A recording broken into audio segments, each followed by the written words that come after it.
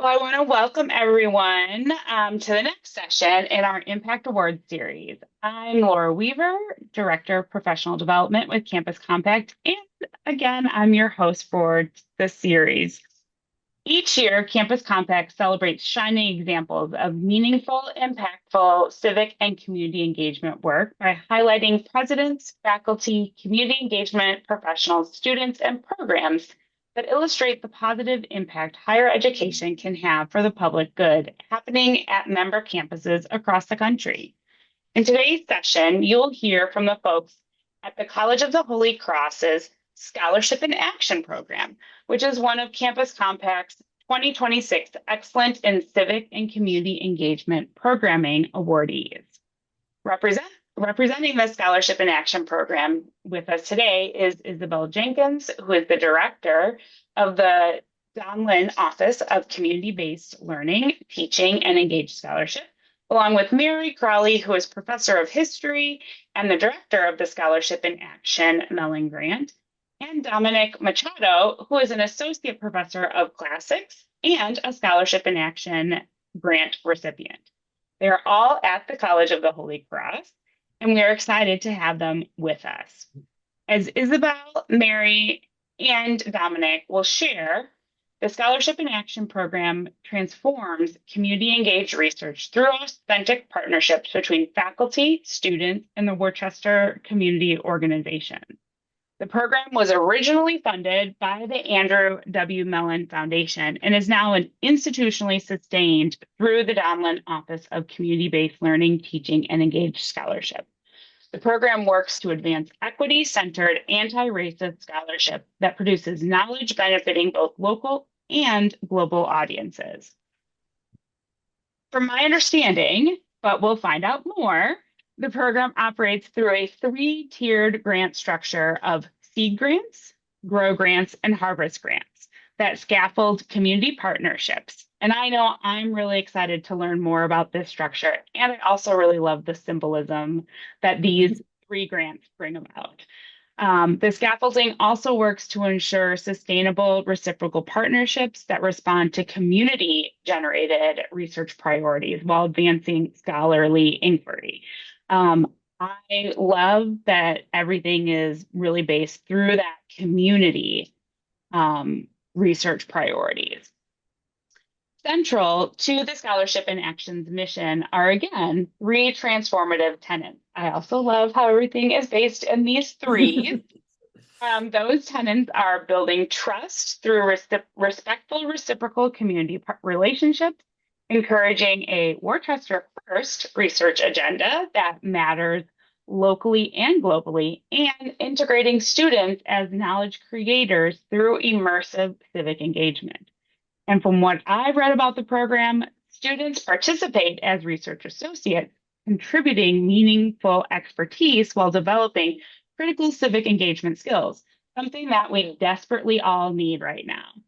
And the program's equity-centered approach ensures community partners are co-author these grant proposals, help determine the research questions, and share in the project outcomes. Again, things that really highlight why this program is one of our Excellence in Program awardees. I, for one, am excited to learn more about the program. And always, I know that you did not come here to hear me yap on. So without further ado, I'm going to turn things over to Isabel, Mary, and Dominic. Great. Thank you so much, Laura. Can everyone hear me all right? Mary and Dominic are the only people I can see, so if you can give me a thumbs up. Okay, great.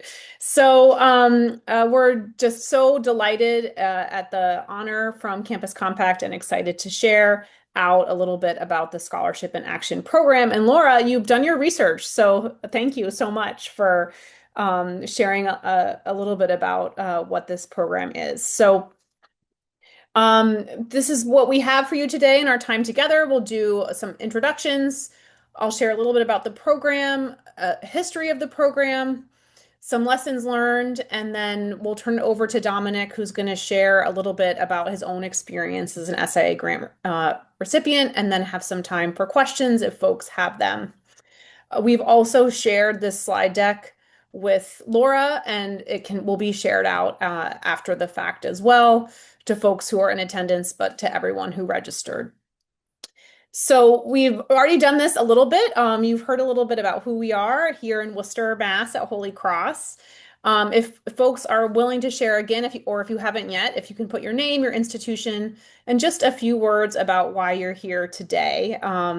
Maybe a question you have or something that prompted you to attend. So we'll give a moment for that.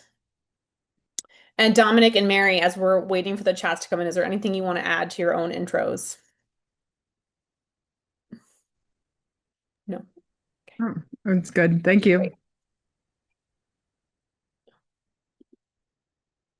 Okay. See a Mass College of Art and Design person. Welcome. Andrea from Fairfield, and their Jesuit folks. Welcome, Andrea. It's good to see you. And Michelle down the hall from me. Thanks, Michelle, for joining us. Love Worcester. We love to see that, Andrea.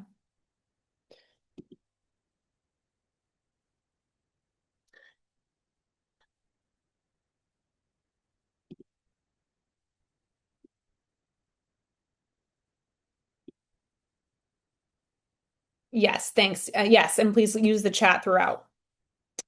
Okay, so a little bit about scholarship in action. Laura, you've already shared some of these points, so I'll re-highlight a few of the things and then add a little bit more on. So these are screen grabs from the Holy Cross magazine and some of the stories they've done that kind of highlight some of the main components of the program, but also embody the spirit of the program as well. So city college partnership, solving real world problems via these partnerships, and then this idea of a new kind of knowledge where the academy is not the only place that generates knowledge, right? This new knowledge comes from these partnerships, from expanding and pushing away the walls of disciplines and institutions. But our formal definition is we're a community engaged research program that works with faculty and community partnerships as well as student researchers. We center on long-term relationships and the design of meaningful research projects that center principles of equity, anti-racism, and shared knowledge production. And we're a short-term and long-term grant program. And also, as you'll see throughout, we also work to develop a culture of community engaged scholarship. So bringing folks together interested in this work through events and other sorts of programming. So we do have three tenets, centering community, as Laura highlighted, really having community at the heart of everything that we do. That new kind of knowledge is only possible if we bring community partners to the center and have them as co-creators of the whole process. Not just, and you'll hear this from Dominic, but not just, hey, I have this idea. Do you want to partner with me?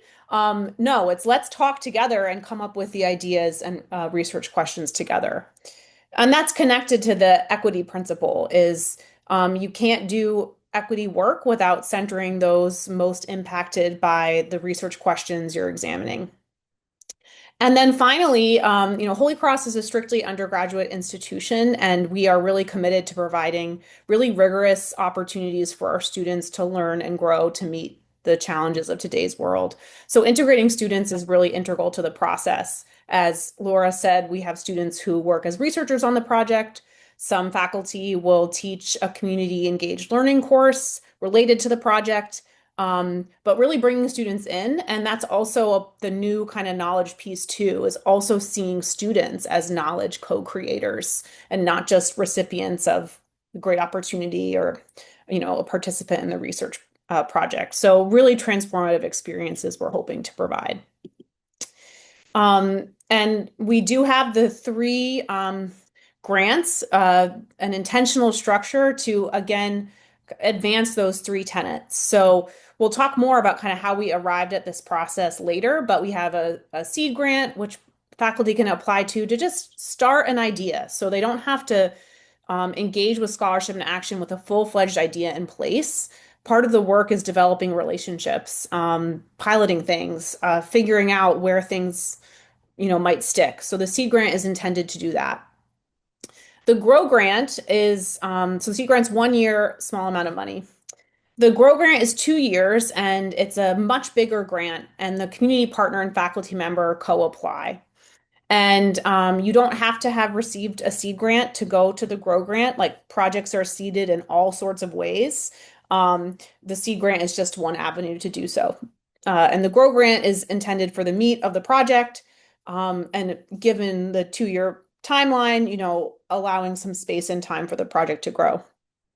And then finally, the Harvest Grant is a 3rd-year add-on grant. So if the faculty and community partner have done the work and there's more to do, or there's dissemination work to do, or they want to keep building, Grow Grant recipients who've completed the grant can apply for a 3rd-year additional fund of money to kind of harvest the work that they've done, right? To go along with the metaphor. So the Harvest Grant is not a standalone grant. Someone couldn't just apply for that. You have to have received a Grow Grant. I'll also mention not all seeds turn into Grow Grants, and that's intentional. Again, like, not all ideas end up meeting the needs of and desires of community partners. Sometimes a pilot leads to, actually, this isn't what we want right now, and that's a really great outcome. So, you'll see that there's several seed grants offered a year and only 2 Grow Grants offered a year, and that's because some seeds, I'm not a gardener, but some seeds don't fruit, or however you want to say it. So that's again, the intention of that sort of maker pilot space where it's not a successful seed doesn't mean we're going to move into a larger project. Some key features of the application process. So how we've structured it here is that we have at Holy Cross a committee on faculty scholarship that reviews other internal grants across the college. So it's a separate entity from the Donelan office. The Donelan office provides CFS with rubrics. And then because the Donelan office doesn't sit on the selection grant committee, we can be really prominent partners in the application process, meeting with recipients, with applicants, providing guidance throughout the application, helping them connect with community partners. The seed grant application, it's a small amount of money. It's a short application. It's 1 to 2 pages. Doesn't require a community partner component in the sense that it's meant to jumpstart a relationship building process. So it's more like, I'm interested in this thing and I need to find people to work with. The Grow and Harvest grants are much longer, bigger sums of money, and they also are those co-created grant applications. So a community partner needs to be on board, a part of the process that needs to be clear throughout the application, and then the community partner also contributes part of the writing through a letter of support.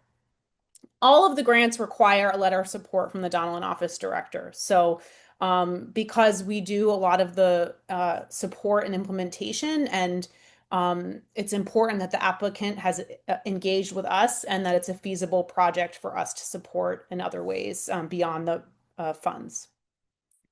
I'll say I've never not written a letter of support for somebody. So the process is working out great so far. And then on the implementation end, so CFS meets, they provide recommendations to the provost, who then makes the ultimate decision. And then what happens next is an acceptance letter goes out and they CC the Donelan office. So that signals to the Donelan office that it's time to get this grant up and running. This grant operates differently than other internal grants from the college, and that there is this implementation support provided by the office. Community engaged work is really different than some other internal work that happens. So we think it's really important, and this will come up later in the lessons learned, to have more folks supporting the process, supporting the relationship, folks with community engagement expertise to help with that process. So we're signaled to kind of step in and then take it from there. Finance gets involved. There's a grant account. We start having meetings, and then it takes about 2 to 4 months for those things to happen before the funds are available and the project begins. Another important part of the beginning of the process is a statement of understanding that it's not a legal document, but it's a statement that the community partner and the faculty member have come together and said, like, here's what the 2 years is going to look like, and here's what we're each responsible for. And we'll talk more about why that's important later. And then there's a grant reporting requirement. So mid-grant and end of grants reports are required. And those are really reflection moments around what's happened, what's changed, where do we go from here? I just want to make sure I'm not missing questions. And then throughout, the Donelan office provides support in all of these ways. We have lots of different guidelines and policies. We have info sessions and meetings. We provide letters of support. We support community partnership relationships. We support purchasing, hiring, different consultants, transportation. We'll do marketing and event support. And then helping with the research and teaching integration. So the Donelan office also supports community-based learning courses at the college. And the research projects are often brought into courses, or courses might be developed out of the research project. And so we support that work as well.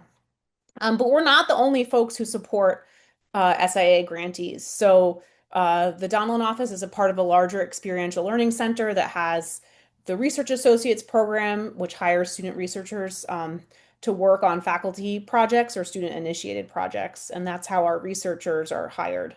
The libraries are a critical partner, assessment and research, sponsored research, and marketing and communications. All of these folks help to make these grants effective and tell the story of the work being done. Okay, so that was a lot of information, but I'm going to turn it over to Mary, who's going to share a little bit about, this looks pretty polished, like we've got all this in place, but this is not how it started. So Mary's going to share a little bit about the beginning of SIA. So I'll turn it over to you now, Mary. Okay. Thank you, Isabel. I think I'm just going to start by saying a little bit about how we got the grant, and there was an application for the grant to Mellon in 2017, and we received the grant in 2018. And I have on here, it was a unique opportunity, and sort of like every context is different, and sort of I think the administration at the time was thinking about what the context was at Holy Cross and Holy Cross's relationship within Worcester, and the recognition that there were so many faculty that were engaged in doing community engaged work, but not necessarily in Worcester. And so sort of thinking about what is the role of higher ed today? What is our relationship within our communities and as neighbors? And how could there be a way in which there could be even greater integrity in not only the education we're offering, but also in the life of the classroom and the life of faculty? So where there may be strong and for the life of students, was already a strong community-based learning program at Holy Cross, already a strong community service program at Holy Cross, but thinking, and there was already a trend towards doing more project-based work that would happen in a course, but not necessarily stacked in successive courses, or in which different offices might have learned, like, can we continue to offer certain kinds of programs, but having faculty unable to do that. So I think you had an administration that was listening and having a sense that there were already some projects happening within Worcester, and recognized that this was an opportunity to add that segment of doing sustained scholarly research with partners in the city of Worcester, to sort of add that leg to that table around service and teaching and scholarship, to give it greater integrity. And so the application went out in 2017. I think the language was around community engaged research. The application was done by the dean, along with faculty focus groups, the dean of the college, along with faculty focus groups with faculty who were interested in doing this work. We already had kind of shovel-ready projects ready to go. And if you, a project on LGBTQ history in Worcester, a project with a psychologist, and the Ecotarium, one of our natural history museums, about how children learn science. So there were already a few projects that were ready to go. So that was one, I think, specific context.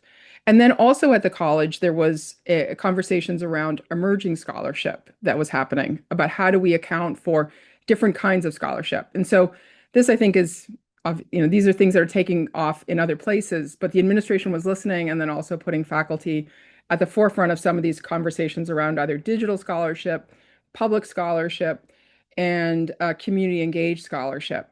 And from that, actually there were changes in terms of tenure processes that recognize these kinds of scholarships.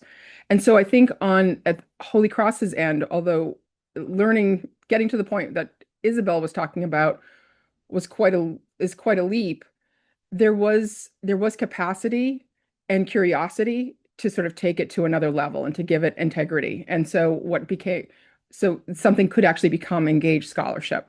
And so through that application, what was interesting is about the Mellon grant, is it was a grant that gave grants. And so it had a 5-year window of granting so many grants per year, 2, 3, 4, until you got to that 5-year. And every single one of those years, whoever was given a grant was given a 3-year, that project was given a 3-year window to finish. And so we're actually right now at the process of finishing that Mellon stage. So I think there are two projects left on completing that final Mellon stage. They received it almost 3 years ago, and now they're completing it.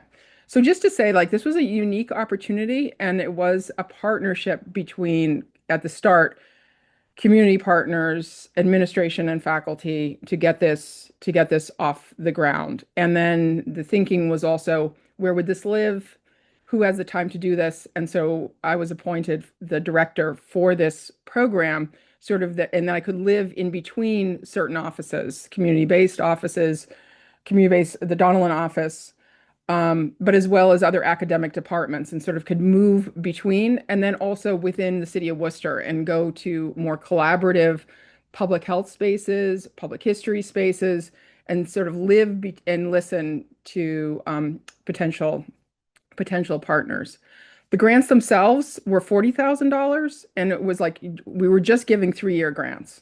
And I think one of the early lessons learned was, once you had the shovel-ready projects done, how would you actually facilitate project takeoff with people who hadn't really done this kind of work? So I think it was in 2019, I think one of the big contexts was by 2018 we had made awards. Not everyone received an award, and sort of that recognition. I think it's hard when you're dealing with a small community grant program, and you're not giving a grant, and you're in the community, that there are potential harms that can be a consequence if people feel like they're ready to go, but maybe there's a piece that potentially is missing, and that's the relationship piece.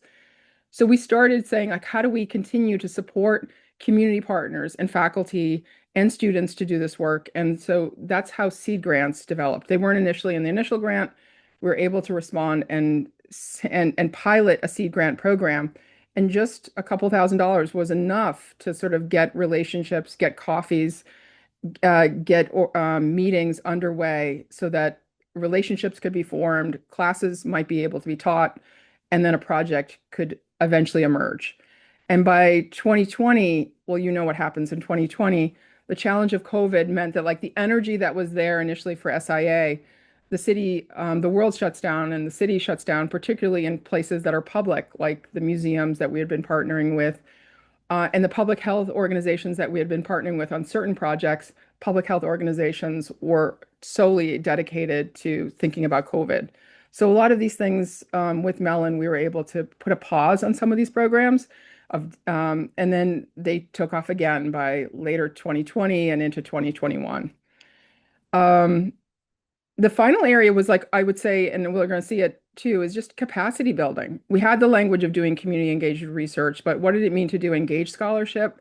How would we really sort of embody what it meant to sit with questions that weren't faculty's questions? What did it mean to listen to community partners and the questions that moved them? And the grant itself, I know it's funny to talk about a grant project because all you need is the money and then you can just do the work. But the process of writing a grant is sort of sitting with questions and trying to understand the language of another organization, or even your own thoughts of what you think might be happening in a classroom. And so grant writing became a way of kind of value setting and asking certain kinds of questions of each other. And that led to, like, you'd have to actually, your values are in your budgets. And so setting a budget was also an opportunity for community partner to ask, and the facilitator of the faculty director or Isabel, such an important role of saying, what else? What else can we be hearing? And so that facilitating a relationship often considered hierarchical, potentially unequal, can actually meet and then build shared values and common goals together. And as a consequence, I think even a small grant is such a great opportunity to sort of get together and find the same page to work from. I wrote on this slide about all of this is relationship building, relationship building, relationship building. Relationship building leads to potential for sustainability because you're really invested in either keeping that work going or keeping the capacity to do that work going or build a network. And so the director, whoever's directing it, is really kind of building bridges, is being patient and having others be patient with projects, and also leaning into creativity. And not that you want to fail, but you also want to you want to be able to take healthy risks that may get you out of certain comfort zones, and also to share that with others, having different moments in the course of a grant that are public facing, that potentially lead to community boards, that lead to short outcomes that get you to longer outcomes.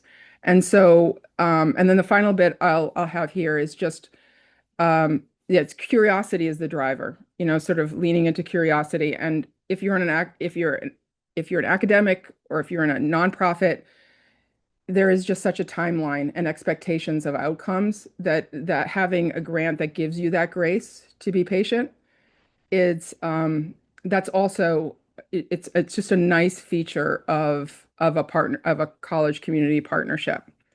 We knew that the Mellon grant was only going to last those 5 years, 14 projects, I think almost 20 seed grants. We can go to the next slide too. But we also knew that we had to then work to institutionalize it, and Holy Cross had to think about how they would take it on. And so that's the point where Mellon was working very closely with the Donelan office and with Isabel to take on, to think about what this would look like in the next iteration. We were actively along the way capacity building. It was focused on the humanities, just the humanities, because that's what Mellon is. But if we were going to institutionalize it, then it would have to lead to more of the social sciences and the hard sciences. And so we had college-wide conversations around the scholarship that was happening, leaning into projects that were happening at our partner institutions in the city of Worcester, as well as partnering with Campus Compact to think about what the relationship between community engaged scholarship, how that related to faculty identity, inviting people that we thought were doing great work, like at University College Maryland, Baltimore. I'm going to get that name wrong, Isabel. But we brought in external folks to talk about the work from Providence College as well. And then we also thought one of the ways that we kind of seeded ways to have cross conversations was having humanists and science folks from environmental studies think about meeting and having conversations with folks within the city of Worcester. So how we could have an initiative for sustained environmental and engaged research. And that last bit, I'm trying to think of where we're going next, is actually thinking about that turn between going from a Mellon grant to going from a Holy Cross grant. And that's probably the most exciting part, is that it's not done, but the college and the community is now committed to this next phase, and it's becoming more legible. And I think that's where I'm going to end, Isabel, if that's all right. Yes, just finding the mute button. Thank you, Mary. So I'll just share quickly this turn, but from Mellon to the institutionalization of the Scholarship in Action program. So it was written into the grant proposal, and that Holy Cross was committed to institutionalize this program after the 5 years. So I think that's an important point to make too, is that there was always throughout the process considering how are we going to move forward with this work. And so it was never not on the table to continue it. So the work of SIA was to say, where should this sit? So the Donelan office, we were established in 2001, with the original name of Donelan Office Community-Based Learning. And so we work with faculty who are teaching community-based learning courses. As Scholarship in Action got off the ground, it was very clear that there was a lot of overlap between faculty, community partners, engaged in community-based learning who are also looking to be engaged in engaged research. And then also making the pathway more visible between how teaching and research really inform each other. So the Donelan office is where Scholarship in Action landed, and it gave us an opportunity to rebrand and lengthen our name to a very long name, but to encompass the work of learning, teaching, and scholarship that we're doing. We updated our mission to expand to include that research component. We hired, it was originally a two-staff office, and now it's a three-staff office. And then it has led to things like this integration across teaching, research, and service, and then also more opportunities for community partners and dreaming up what might be possible beyond community-based learning. This is our mission. It's long, but some of the things that the Donelan office does in addition to Scholarship in Action and community-based learning, we have a leadership program. We have another grant program for other community-engaged smaller projects. We run a nonprofit careers conference every year, and we have a social action and civic leadership certificate program. So Scholarship in Action has been such a great way for our office to expand our work, but really to integrate the work that's happening across all these different divisions and also make visible to students pathways around how these different experiences connect to each other. So since, I'll flash these really quickly, but since the transition, Holy Cross has funded 11 seed grants. And Mary mentioned that the Mellon grant was originally for humanities, and I'm so pleased to say we've successfully made the leap. And this last round, we awarded a seed grant to chemistry faculty. That's the first one, the sticky science. So we've made the leap, which is really exciting. We've had 4 Grow grants, which are those 2-year grants.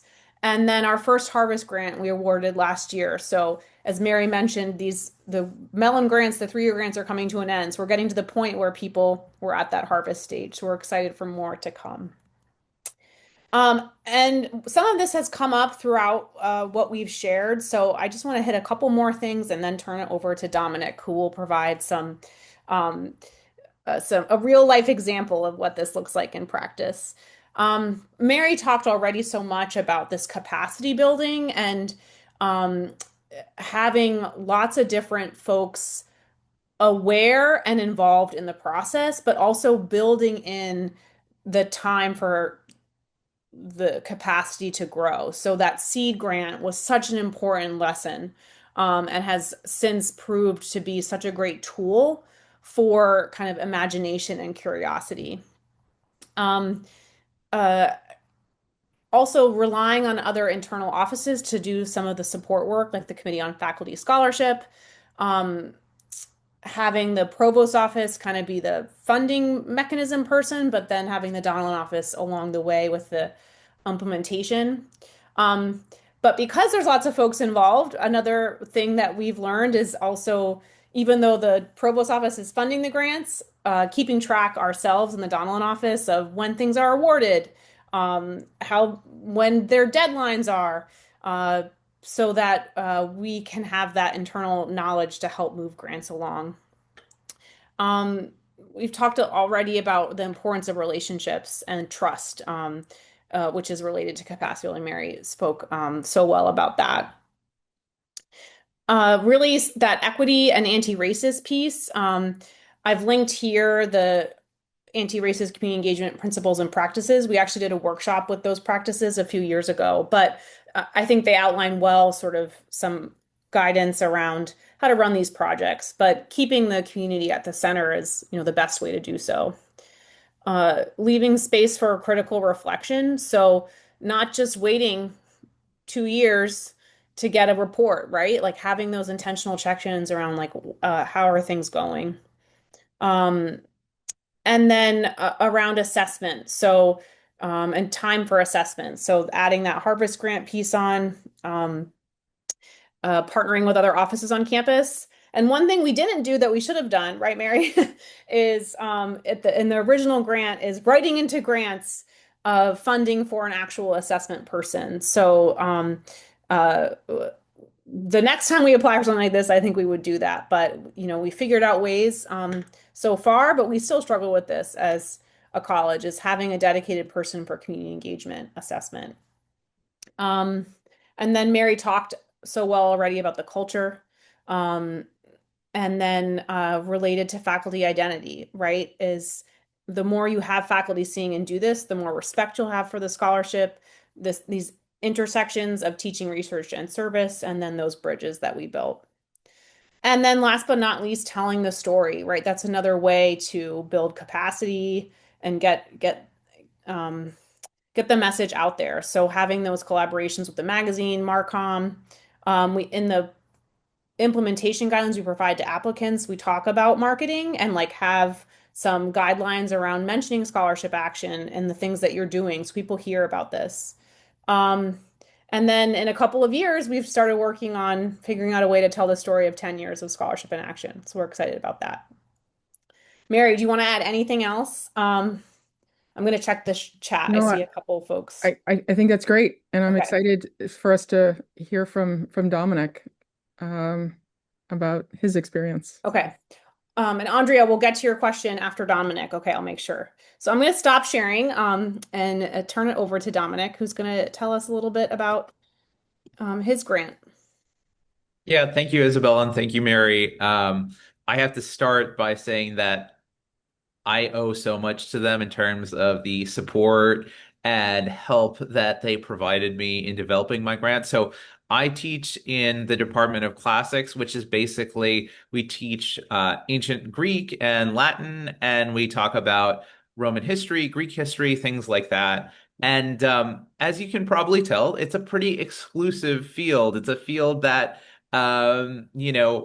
brings in very few people of color, that is meant mostly for the privileged. And so, as a young faculty member starting out, this is something that I was deeply invested in and wanted to kind of see if I could change and challenge. And I wanted to challenge it in sort of two ways. One, helping to make my students aware of the privileges they had studying, and in this case, it was particularly Latin and introductory Latin at Holy Cross, and what that meant, both from a historical perspective and from a community-based perspective. And two, being in Worcester and Worcester County and seeing that many of the students in middle school and high school don't have access to the same educational opportunities that many of our incoming students do. They don't have the chance to study Latin. They don't get the chance to learn about Greek mythology in the ways that might be possible. So I wanted to think about how do we bridge the gap between the sort of privileged, elitist academic study of Latin and Greek at the college level and something that people can genuinely enjoy but don't necessarily have access to.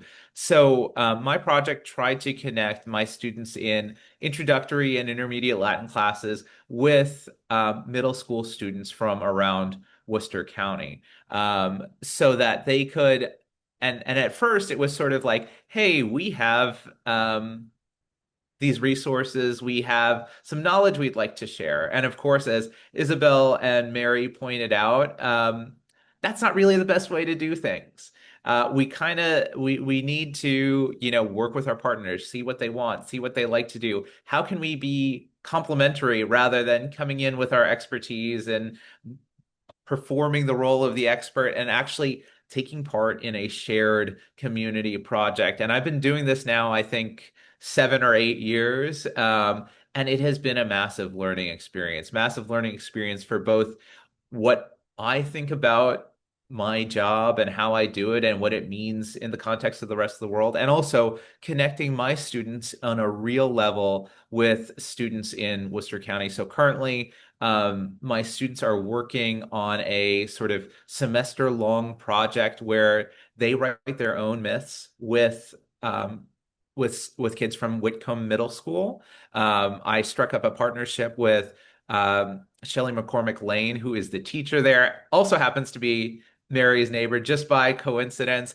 And again, talking about durable partnerships, it has been fantastic to develop a partnership with a teacher and to work with her so closely to see what her students need, to see what her classroom needs, and to see what would be enjoyable, co-creative, and co-constitutive to do with them. And now the interesting thing I'll add is that we tried a bunch of different schools, and we saw that we tried elementary schools, we tried middle schools, we tried after school programs, we tried in-class programs. And what we found is basically what Isabel and Mary have been saying, that it is the relationship building between the stakeholders at the college and the stakeholders in the partnership that fundamentally decides the success. So once I got connected with Shelley and we worked together, we were able to establish a working relationship that was sustainable. We were able to establish this a relationship where she could come to me and say, hey, this didn't work really well. I want to do more of this, or this would work better for this group of students.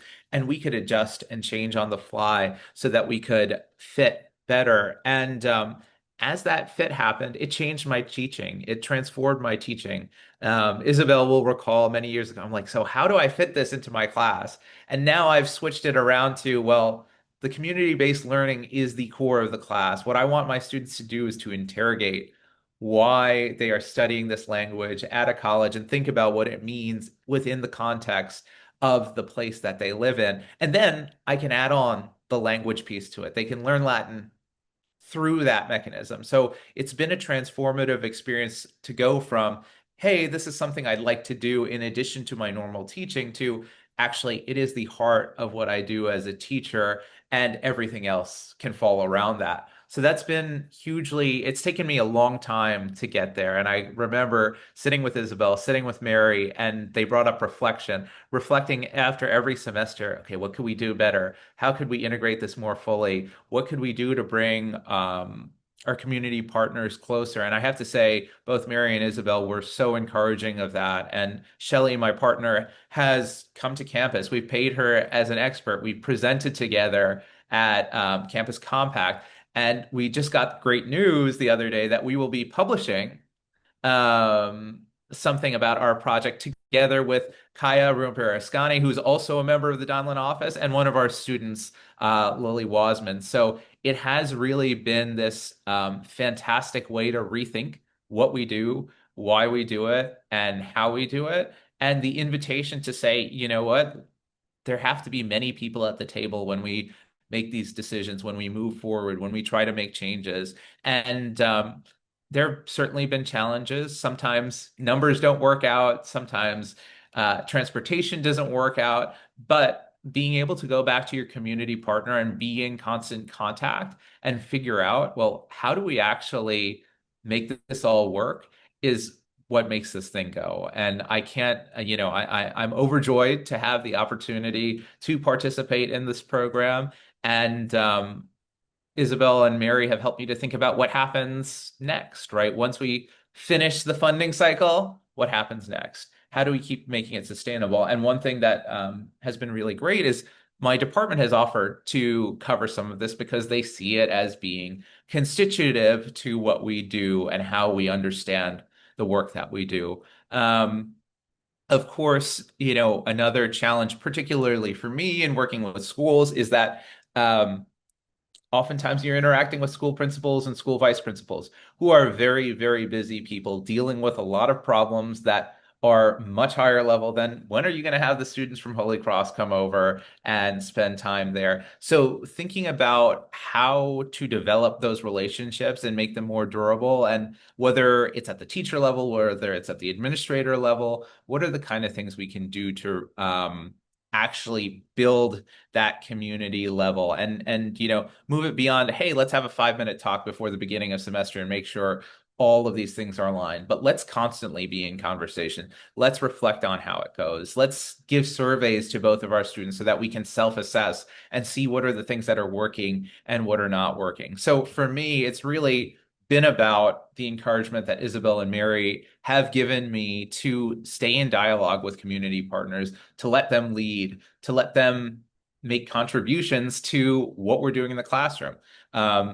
I'm teaching the course on which this project is based in the fall, and Shelley and former students from the class are coming and visiting my classroom and telling them about the project and how it works. And now I can get them to read the short little article we are writing that we've written together so they can understand what the project is. And it's all part of this process by which um, community-based learning is not as so often an add-on, but the core of what we do in the classroom. So that is the ethos, the ethical, the moral, and then everything else can fit around it, because that is something that, as a scholar and as a teacher, I have always felt strongly about, but I was never trained or taught how to do. And I'm just so thankful to Scholarship in Action to allow me the space to grow into that and to receive the advice from Isabel and Mary to help me along and to challenge me and to push me in new directions. I want to leave some time for questions, but obviously happy to answer anything more or add anything more if people would like to know. Thank you so much for sharing, Dominic. It's been so wonderful to watch and accompany you on the journey as well. And you were someone who got hit pretty hard from COVID. I think we had one session at a public school in February of 2020. Yep. And then it took a lot longer for your project to get back Yeah. up because of the way schools were working. Yeah. It So was a thanks for full, your patience yeah. and willingness Yeah. to grow. That 2020-21 year, the next year was also a write-off or mostly Yeah. a write-off because of COVID. So Exactly. yeah, that was very, very tough. Yeah. Okay, so Andrea, you put a question in the chat. Happy to answer that. And then if folks have other questions, the question is, what does the recruitment, cultivation, development process look like? Is it still faculty coming with ideas and then Donelan office connecting them to partners? Are partners proposing ideas and then Donelan finds faculty partners? Are they growing out of existing CBL partnerships? Say all of the above. I would say the thing that happens the most is faculty are interested in the grant program and they approach us and say, how do I get started? Or I have this idea. And so that's when it's like, well, the seed grant is a way for you to get started. With Scholarship in Action in particular, we're not necessarily handing faculty community partners in the same way that might happen in a community-based learning course. It's rather like you are the driver and the cultivator of the relationship. So here's a grant process for you to do so. Of course, we make virtual introductions if we know folks who might be interested.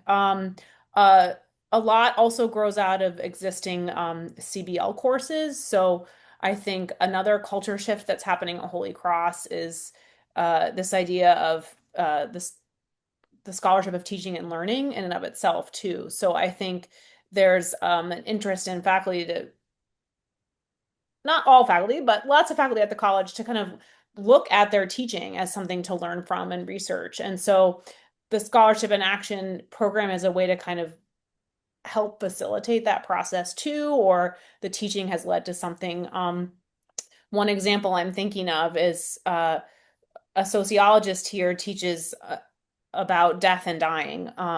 And she's for many years integrated hospice volunteering into her courses. And, Mary approached her saying, like, why don't you study this and study what's happening? And so that came out of her teaching. I will say community partners don't always approach us directly with an idea, like I want to use $30,000 to do this. I think they're constantly just approaching the college, the Donelan office, and others around like things they're interested in doing.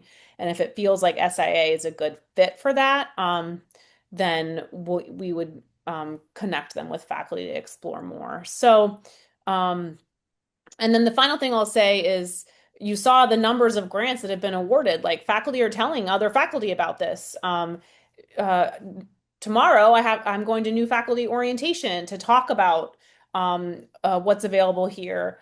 Departments ask me to be a part of departmental searches. So I think there's a growing understanding that this is a resource and faculty are coming to Holy Cross to do this work or sharing that with colleagues upon arrival. So that's another way that happens. And I would just add that this connects back to communication and marketing. Mhm. So for faculty can see other faculty doing this work. but in the community, and community partners can see Holy Cross in myriad ways of building out relationships.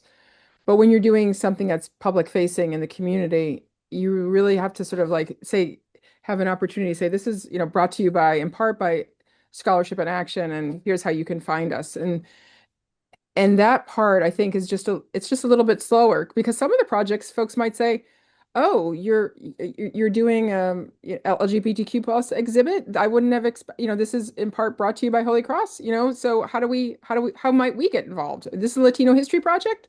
How might we get involved? So um having SIA and or having Holy Cross, and then it can free up a community partner to say, oh, I never thought about this, but how can it happen? And so there are a couple projects, but that's, I think, a key area of continuing to try to grow. And I think that's a challenge for community partners because of the baked in hierarchical relationship. And also it gets to pieces of sustainability. Community partner leadership may leave, faculty may go on leaves. And so you're kind of always trying to rebuild those relationships. And the great thing about the Donelan office is that there's a consistency there, and there's a consistent messaging that you can lean on. So it's exciting, and it's so exciting to see. I don't know, after leaving the program now, because it's another phase, and just being a historian, it's so great to see the projects emerge. So I love to hear that project, Dominic.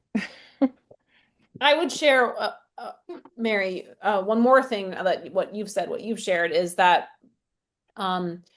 there's so many offices that are doing community facing and community engaged work at Holy Cross. And something that's a priority of all of those offices is staying connected with each other. We have a community engagement committee that meets a couple of times a semester to share out what they're working on. So, and to help educate each other about the ways in which community engagement happens. So sometimes another office might say, hey, I had this meeting, and Scholarship and Action or something you're doing in Donelan could be a really good fit. So I think that's really important so that we're not, getting in each other's way or misrepresenting programs or agreeing to work with a community partner where it actually might fit in another place. So I think staying self-educated at the college is extremely important. And we're lucky that we're a very small institution, but still, like, it's happening everywhere. We're a Jesuit school. It's embedded in our mission.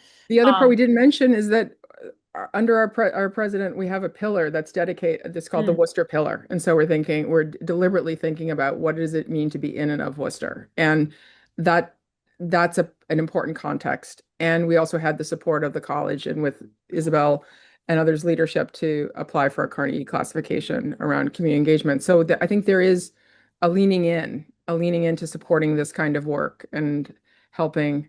And that also gives visibility within the community that this is important for Holy Cross to be a good neighbor, a good partner, and sort of reimagine what higher ed could be. Yeah. Julie, I see your question, which is about, in general, is a rough estimate. I can't pull my spreadsheet right now, but it's about 16 all at once. So, because there's the overlapping, and then we absorbed the Mellon grants. So Mary mentioned there's still it's more like 4 instead of 2, but supporting the end of those projects. So we've got 4 of those, and so it's about 15 or 16 at a time. I think it will move towards more like 10 at a time as we sunset those grants. And then the grants there's 2 application cycles. So grants are beginning and ending like 2 times a year as well. And I would say it feels manageable right now. So we'll see how it grows. As someone that has managed grants many times doing what you are doing, there are times when you're like, this is manageable. Then there are times where it's like, oh, maybe this isn't manageable, because there are seasons of grant management for sure. I'm looking at our time. We have 2 minutes left. I had several questions, but that's okay because these were great questions. The one thing I am going to ask, because this is what I always ask folks, is I hope that you all yourselves are disseminating and writing about this model and all the lessons that you are learning. So that's my question for you. Have you written about this yet?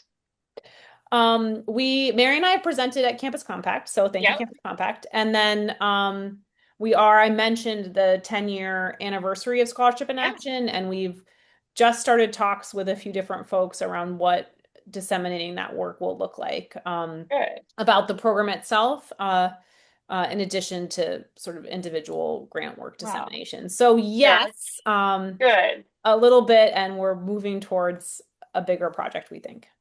Okay. Yeah. Because there are I think, journals out there that will publish this for sure.